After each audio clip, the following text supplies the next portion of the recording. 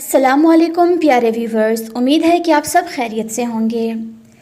میں آپ کو اپنے چینل پر خوش آمدید کہتی ہوں۔ اگر آپ کو میری ویڈیو پسند آئے تو لائک، شیئر اینڈ سبسکرائب کیجیے گا اور بیل بٹن کو لازمی پریس کیجیے گا۔ چلیں تو ویڈیو کو سٹارٹ کرتے ہیں۔ ایک عیسائی طبیب کا قبول اسلام۔ عراقی شہر بغداد کے کرب و جوار میں ایک عالم دین اپنے 40 شاگردوں کے ہمراہ مقیم تھے۔ وہ ان کو دین کی تعلیم دیتے تھے۔ ذریعہ آمدنی کوئی خاص نہ تھا، بس لوگوں کے عطیات تھے جن پر گزر بسر ہوتا تھا۔ اگر کھانے کو کوئی چیز مل جاتی تو الحمدللہ، ورنہ فاقہ کر لیا اور صبر و شکر کے ساتھ بیٹھ گئے۔ کچھ وقت گزرا، علاقے میں قحط کی صورت پیدا ہو گئی۔ آہستہ آہستہ لوگوں نے عطیات دینے بند کر دیے اور ان پر بھی فاقوں کا دور شروع ہو گیا۔ اس عالم دین نے اپنے شاگردوں سے کہا، ہمارے پاس کھانے پینے کی تمام اشیاء ختم ہو گئی ہیں۔ اسلام نے ہاتھ پر ہاتھ دھرے رکھنے سے منع فرمایا ہے۔ چلو اٹھو اور اس بستی کو چھوڑ دو، کسی ایسی جگہ چلتے ہیں جہاں کچھ کھانے کو مل جائے۔ اللہ تعالیٰ نے بھی اپنی مقدس کتاب میں حکم دیا ہے، تم اس کی راہوں میں چلتے پھرتے رہو اور اللہ کی روزیاں کھاؤ۔ میں اس بات کو پسند کروں گا کہ تم میں سب سے پہلے میری اس بات پر کوئی شاگرد لبیک کہے اور کسی دوسری بستی میں چلا جائے۔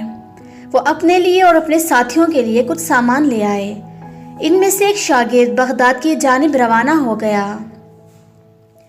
اس کے نواحی محلے میں پہنچا تو اسے بھوک نے خوب ستایا۔ مارے نکاہت سے اسے چلا بھی نہیں جا رہا تھا۔ اس کی غیرت اسے مانگنے سے بھی روک رہی تھی۔ اسے کوئی ایسا شخص بھی نظر نہ آیا جسے سوال کر سکے۔ وہ پریشان حال جا رہا تھا کہ اسے ایک عیسائی طبیب کی دکان نظر آئی۔ دکان پر مریضوں کی خاصی بھیڑ تھی۔ عیسائی طبیب لوگوں کی بیماریوں کا علاج کر رہا تھا۔ یہ شاگرد بھی اس دکان میں داخل ہو کر ایک طرف بیٹھ گیا۔ تھوڑی دیر بعد طبیب کی نظر اس پر پڑی تو اس نے پوچھا، تمہیں کیا مرض لاحق ہے؟ اس نے لاچارگی کے عالم میں نبض دکھانے کے لیے اپنا ہاتھ اس کی طرف بڑھا دیا۔ طبیب نے اس کی نبض کو ٹٹولا اور مسکرا کر کہنے لگا، میں نے تمہاری بیماری معلوم کر لی ہے، مجھے اس کا علاج بھی معلوم ہے۔ اس نے اپنے ملازم کو آواز دی کہ فوراً بازار جاؤ، کچھ روٹیاں، بھنا ہوا گوشت اور حلوہ لے آؤ۔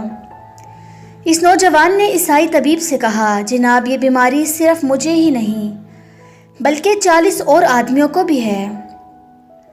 طبیب نے اپنے ملازم کو آواز دی کہ 40 افراد کے لیے کھانا لے آؤ۔ ملازم کھانا لینے کے لیے روانہ ہو گیا اور تھوڑی دیر کے بعد وہ 40 افراد کے لیے کھانا لے آیا۔ اس مسیحی طبیب نے اس نوجوان سے کہا، میرے ایک ملازم کو اپنے ہمراہ لے لو اور یہ کھانا اپنے ساتھیوں کے پاس فی الفور لے جاؤ۔ جب وہ کھانا لے کر چلے گئے تو اس عیسائی طبیب کے دل میں خیال آیا، مجھے معلوم تو کرنا چاہیے کہ اس نوجوان نے اپنے 40 ساتھیوں کے متعلق سچ بولا ہے یا جھوٹ۔ چنانچہ وہ بھی ان کے پیچھے پیچھے روانہ ہو گیا۔ جب وہ اس جگہ پہنچے جہاں اس کے ساتھی اپنے استاد سمیت ٹھہرے ہوئے تھے تو اس نے انہیں خوشخبری سنائی، تمہارے لیے کھانا آ گیا ہے، اٹھو مل کر کھاتے ہیں۔ اس نے فوراً دسترخوان لگایا۔ بھوک سے سب کا برا حال تھا۔ اس کے استاد نے کھانے سے ہاتھ روک لیا اور پوچھا، بتاؤ کہ یہ کھانا کہاں سے اور کیسے لائے ہو؟ عیسائی طبیب بھی دروازے کے پاس کھڑا ان کی گفتگو سن رہا تھا۔ نوجوان نے اپنے استاد کو تفصیل سے بتایا کہ یہ کھانا عیسائی طبیب نے بھجوایا ہے۔ ان کے استاد نے شاگردوں سے کہا، کیا تمہیں یہ بات اچھی لگی کہ تم اس عیسائی طبیب کا کھانا بغیر کوئی معاوضہ دیے کھا لو؟ شاگردوں نے پوچھا، اس کا معاوضہ کیا ہو سکتا ہے اور ہمارے پاس دینے کو ہے کیا؟ آؤ کھانے سے پہلے اللہ تعالیٰ سے دعا کرتے ہیں کہ جس شخص نے ہمیں کھانا کھلایا ہے اللہ اسے جہنم سے نجات دے دے۔ استاد نے کہا۔ استاد سمیت تمام شاگردوں نے اپنے ہاتھ بارگاہ الہی میں اٹھا دیے۔ وہ انتہائی خشوع و خضوع سے رو رو کر اس شخص کے مسلمان ہونے کی دعا کر رہے تھے۔ ادھر وہ عیسائی طبیب ان کی دعا سن رہا تھا۔ جب اس نے دیکھا یہ لوگ سخت بھوکے پیاسے ہونے کے باوجود میرے لیے دعاؤں میں مصروف ہیں۔ تو اس پر رکعت طاری ہو گئی۔ اس نے دروازے پر دستک دی اور بولا دروازہ کھولیے۔ جب دروازہ کھلا تو اس نے اندر داخل ہو کر اپنی زنار کو اتار دیا اور اسلام قبول کر لیا۔